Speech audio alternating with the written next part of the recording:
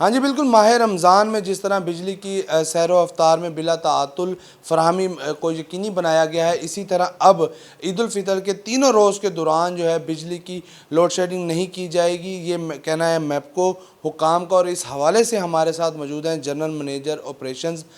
ناصر ایاز گرمانی صاحب، ان سے جانیں گے کہ کس طرح کے اقدامات اٹھائے گئے ہیں اور عید پر جو ہے شہریوں کو جو خوشخبری سنائی جا رہی ہے بجلی کے نہ جانے کی، اس کے لیے کیا پلان جو ہے ترتیب دی گئی ہے۔ جی سر بتائیے گا۔ عید کے 3 دنوں میں بھی انشاءاللہ ہمارے میپکو ہیڈ کوارٹر پہ چیف صاحبان کی بھی ڈیوٹیاں لگی ہوئی ہیں، 24 گھنٹے راؤنڈ دا کلاک بجلی کی بڑا تعطل فراہمی انشاءاللہ اپنے ہم سب مزید صارفین کو جاری رکھیں گے، اور زیرو لوڈ شیڈنگ حکومت پاکستان کے مطابق، اور ہمارے ایس ٹی او صاحبان سے لے کر ایس سی صاحبان تک صارفین کی